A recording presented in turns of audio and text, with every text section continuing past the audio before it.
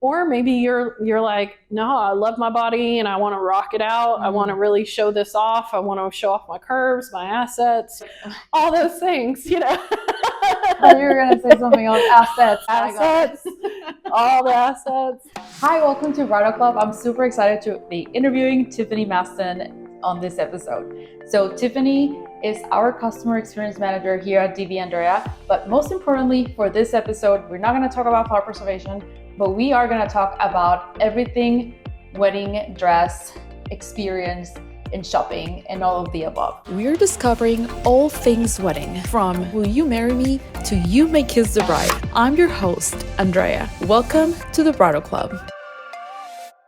Tiffany has over 16 years of experience being a wedding stylist, so she's seen it all. I was actually thinking about this morning. Mm-hmm. That's half my age. Oh, That's a long time.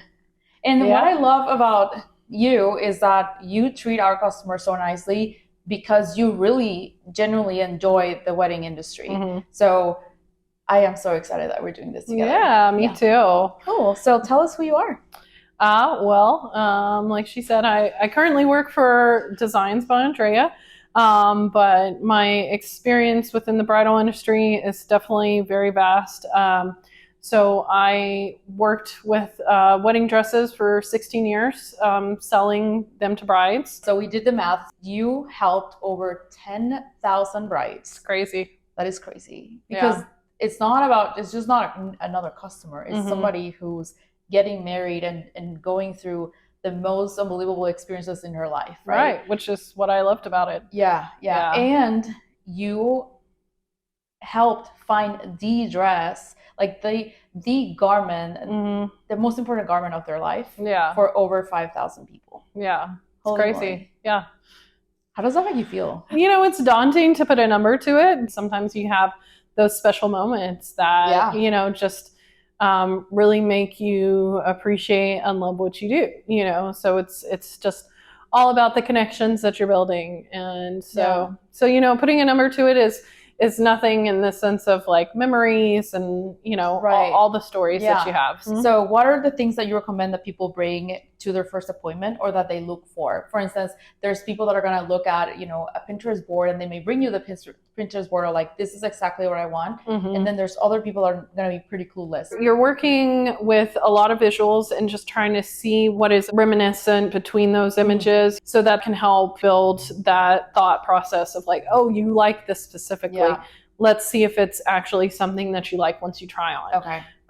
And so it's always about kind of giving them that look that they think they like, and also showing them something different, because it is something that you're seeing a picture, and as we know, like pictures of clothing look different on every different person.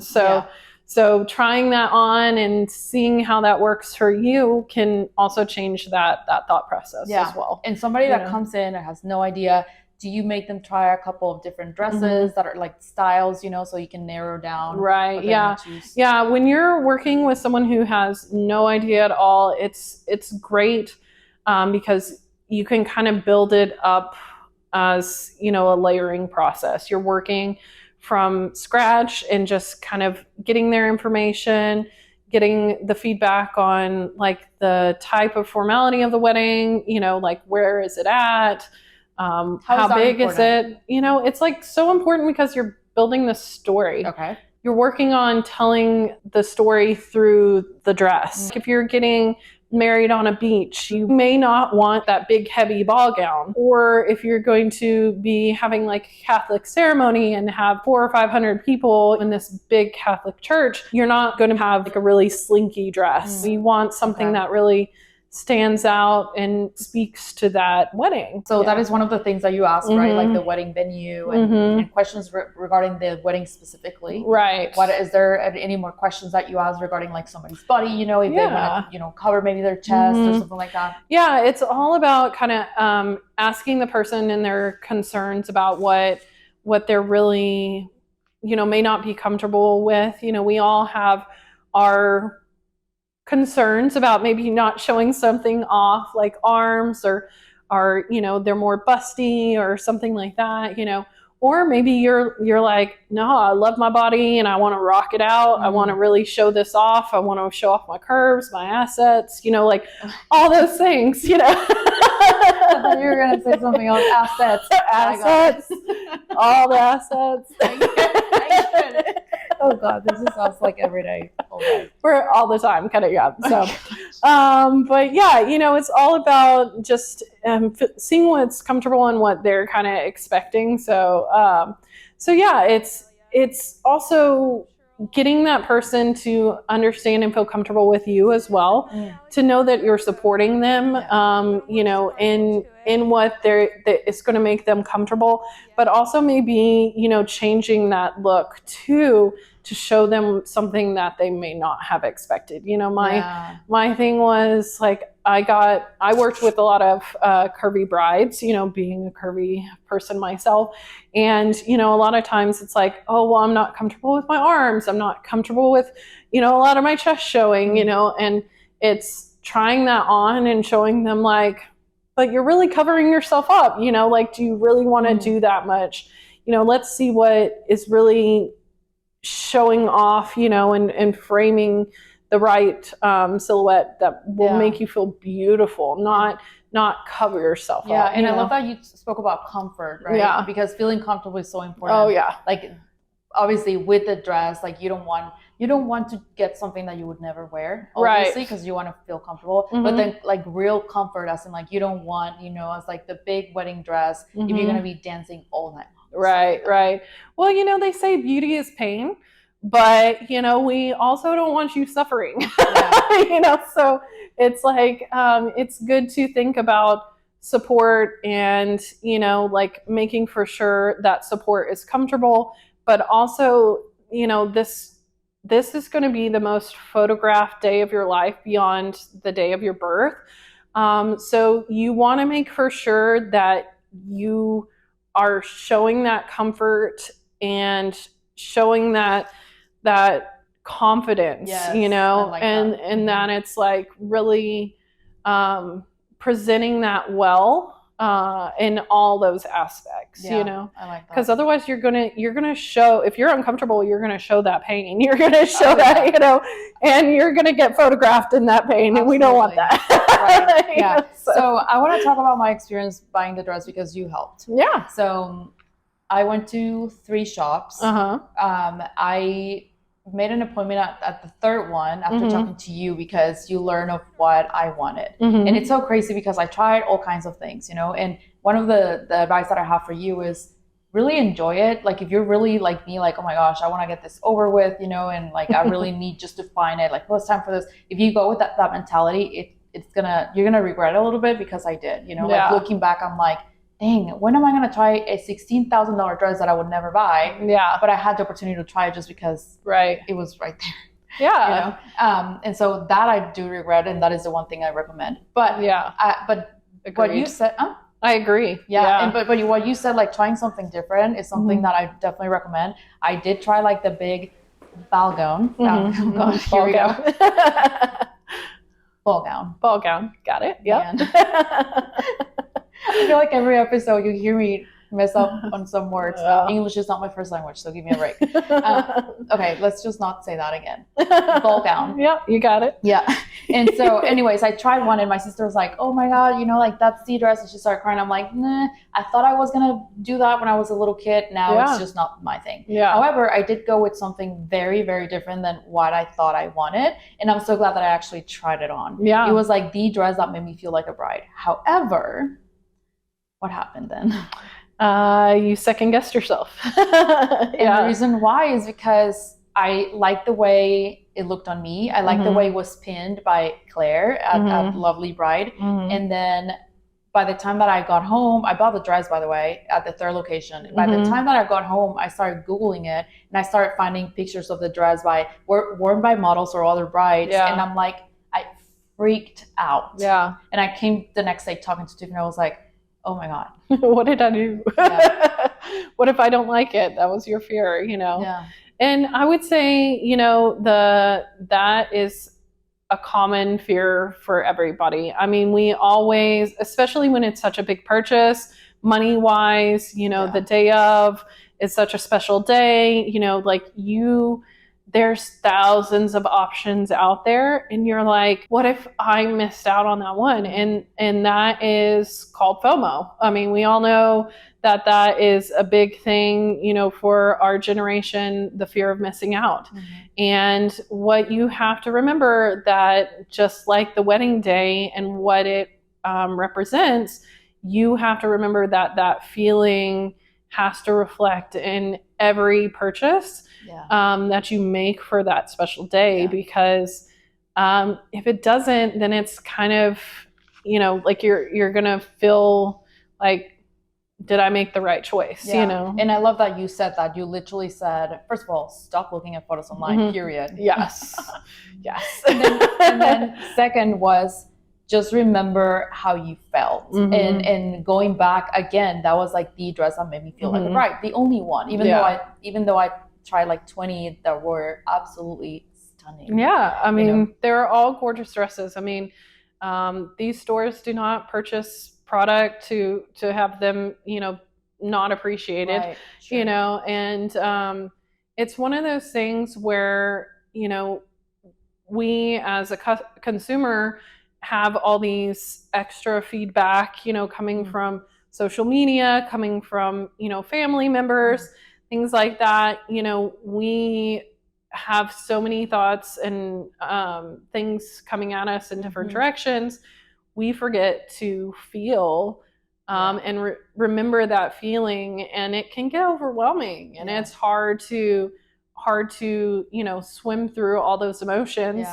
But you have to just kind of step back and understand that in that moment you had that ooh, that feeling, and get back to that place. Going back to what you said too, like, like family members and friends contributing their opinions, their thoughts. I would say it doesn't necessarily mean that it's negative. It just means that, again, my sister tries a dress and I'm like, oh, that does not look great. And maybe she thought she looked great, and she's not going to buy it because of that. So I have a quick story. So on the very first, very first shop that I went to, I brought my mom and my sister. Right. And I tried all these dresses. They were beautiful. And I tried one and I got out of it and it had a little sparkle, and I really, really liked it. The first thing my mom said after I got out of the dressing room, she goes, that looks like a Christmas tablecloth.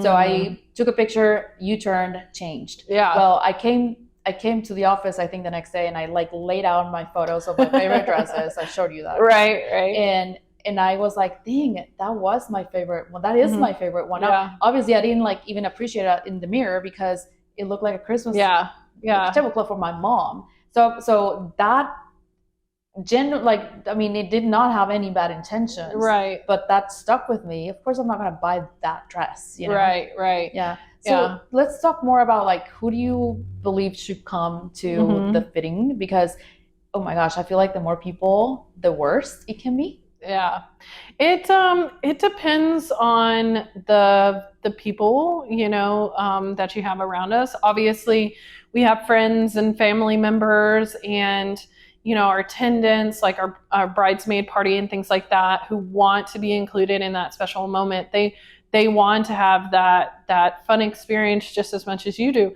And especially with seeing the Say Yes to the Dress, and all those TV shows, like, they expect to have that experience as well along with you. The one thing I loved about COVID, being in the wedding industry, in that particular situation, is it really brought down the people that could attend to the appointments, and it made it be like those really special ones that you want there and that are in the best intentions for your appointments, because you're really having to like make for sure those are the right people to bring. And while no one, there are some people who naturally have that unkind response. In most cases, they're not intentionally meaning to like downgrade a style in your and make it more difficult for you to shop. They're just generally kind of like helping you, I guess, swim through the options, would be the best way to say it, and the one thing I loved about being a stylist is, and what I would always do is, once I got a dress fitted on someone, I would let them have a moment looking at themselves before we introduce them to, or introduce the dress to the rest of the group, so they could get that emotional thought first before they had everyone else. And for me, that's a moment where you can be like, are you liking this? Like, because we as stylists have to read body responses. Like, we have to see that gleam in your eye, that little, kind of, I like this, that little glimmer that you might get, or little trade kind of responses that you might see when someone really feels great and is excited to show that dress. And so if I see that when you're trying it on and I know that you like this dress, I'm going to announce that to the party and say, like, okay, she's really liking this one. So people know to restrain maybe from a negative, so that it doesn't kill the feels. Which again, it goes back to, I love my mom, and she's so she's so nice. You know her, because she was but again, that comment was never intention to be bad, and man, I was like, you turn. Well, and also you have to remember, where it's maybe a sister or mom or something like that, kind of with the ball gown style, a family member may have this vision in their head of what they expect you to look like on your wedding day. And while we as brides ourselves have changed, as a child, we may be like, oh, I want to be a princess, and then you get older and you're like, no, I want to be more sophisticated, or like sexy, or, all these different feelings that, have changed for our own opinion. And so if those opinions don't match, that's just honestly the kind of conflicting, issue that you might run into. And don't get me wrong, it may not take all that many years. So for instance, I thought I wanted all the flowers, all the pretty flowers, like flower galore, flower paradise, And you like flowers? Yeah, I do happen to like flowers, just a little bit.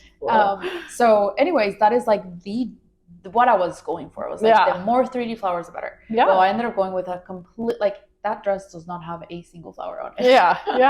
And not the veil, not nothing, And so whenever people send me photos of dresses, they always send me those with the flowers and stuff like that. So even like with Justin's family, they keep sending me photos like that, and they're like, well, can you show me your dress? I'm like, yikes, I don't want to show it now, because I don't want them to think that is like not what everybody thinks. I don't know. It's what they expected. Exactly. Well, like, and I think, you have to, in that scenario, like, if your opinion changes, then obviously that's perfectly fine.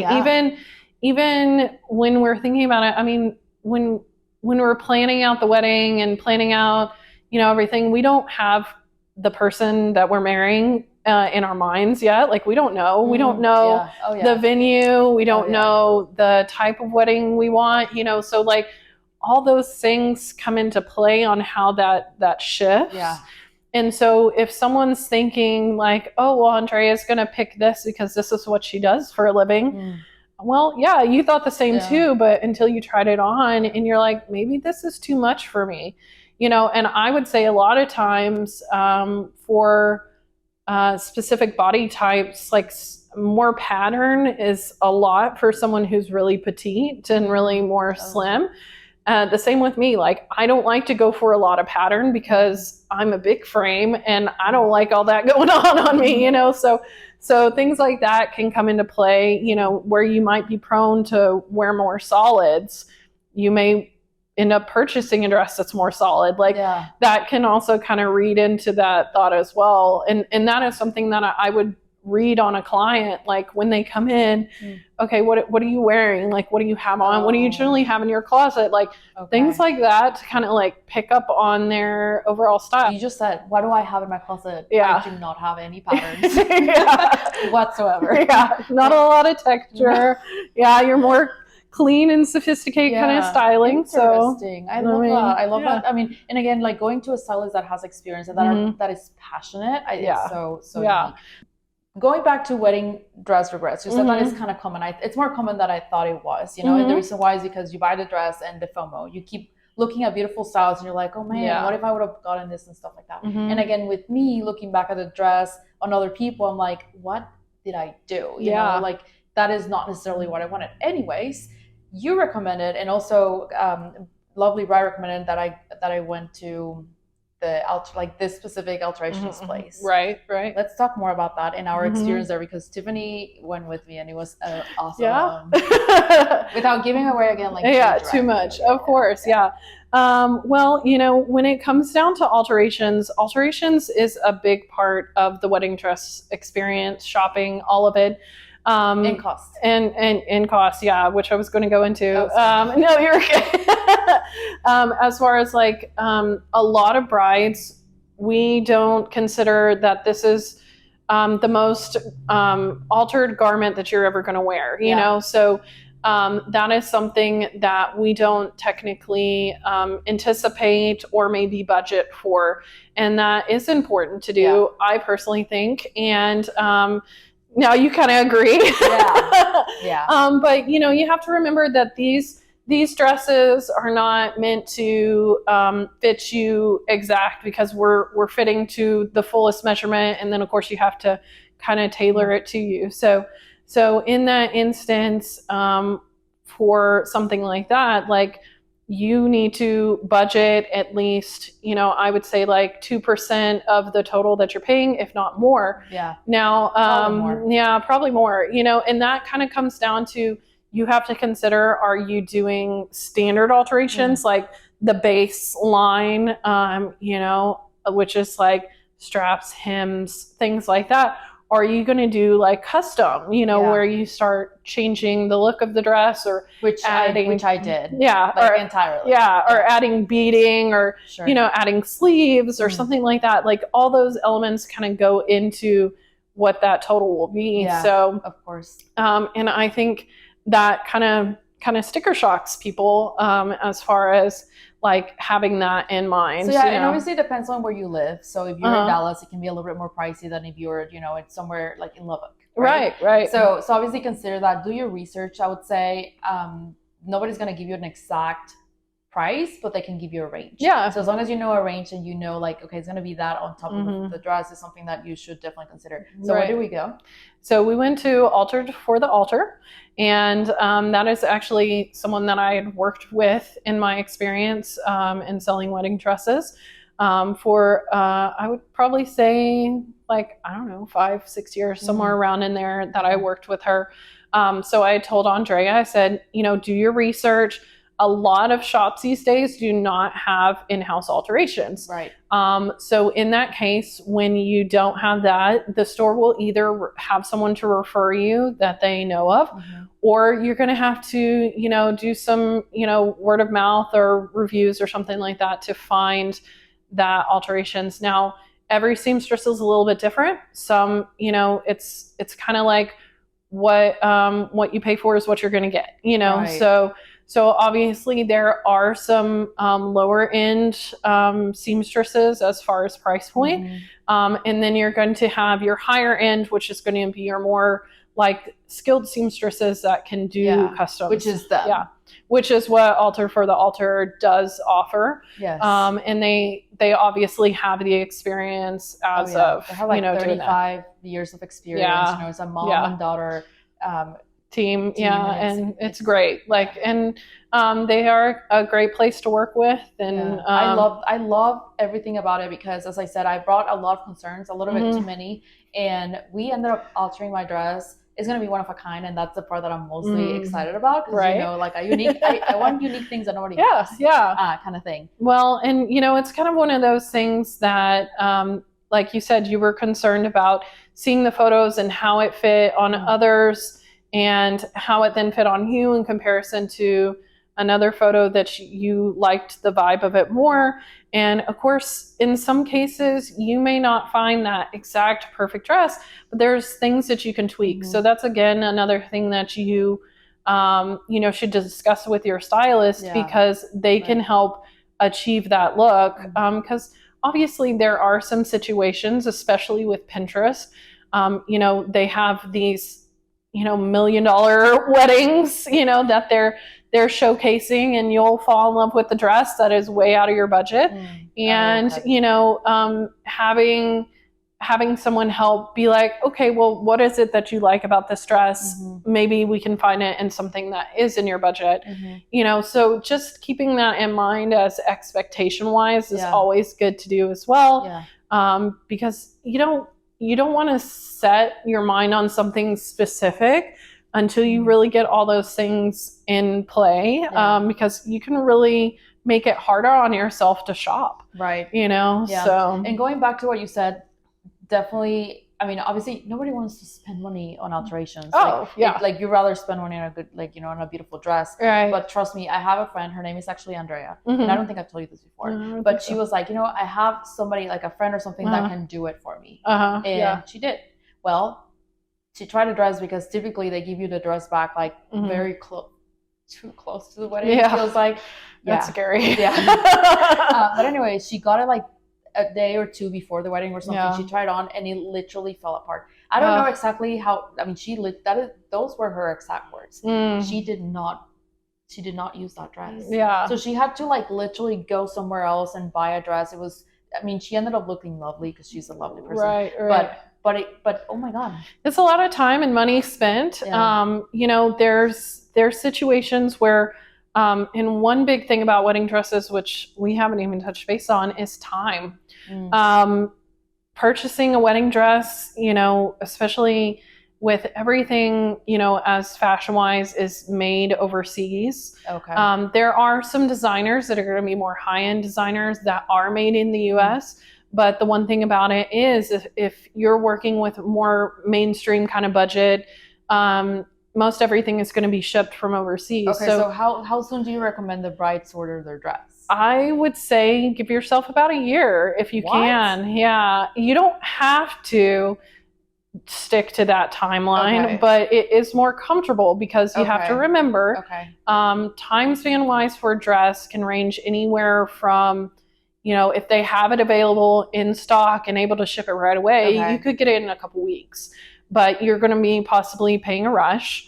Or, if in the case that they're having to make it, and it's not made to order as size-wise, but just making it in general, you have to think about the time that it takes to actually make it. And then, of course, get to us through customs. What is it, like 4 or 6 months? We used to say anywhere from 4 to 6 months, and then you have to think alterations. Yes. So alterations is, like you're going to have weeks. 3 to 4 fittings. Yeah. I mean, you're talking about like fittings every 2-3 weeks, something like that. Yeah. So you have to think about that time span too. And another thing to think about is that if you have bridal portraits, they need to have that ready before then. Exactly. So it's all, about the more time, the better. Obviously, I know one thing that we always ran into a lot was, customers who are wanting to get in shape or, change their body and they don't want to shop. And that was always a big hurdle. And it's like, well, you can't wait till your body's perfect to purchase a dress. Yeah. You have to work with the mindset that you have a timeline. So a dress can be altered easily 2 sizes down. We always said that you can generally go comfortably 2 sizes down. We can do more than that, but then you're looking at way more custom alterations. Right. If you are in between sizes, go up. Right. Yeah. If you're in between sizes, go up. Because they can always tailor it down and you have more room to work with. I never ever suggest a bride to, plan their wedding off of their weight loss. It's something you should love your body for the way it is. And, if you do lose weight, great, congratulations on that. But remember, you're working with the timeline. Planning a wedding is hard enough. Yeah. Trying to lose weight on top of that, is not something I suggest to do. So trust the expert is the legitimate advice that you have for every bride. Well, and what would you say after your experience with Seriously, I wonder. Well, and of course we're gonna interview her for the podcast, and I'm talking about Ruth, from the alterations place, and I mean I'm gonna literally go with what she's recommended because I kept hearing you say trust Esther. I'm like, okay, whatever you want to do. But anyway, thank you so much for your time. Of course. I hope that you guys enjoyed this episode, and make sure that you like and subscribe for more. Learn about all things wedding straight from the experts. Be sure to like and subscribe to Bridal Club.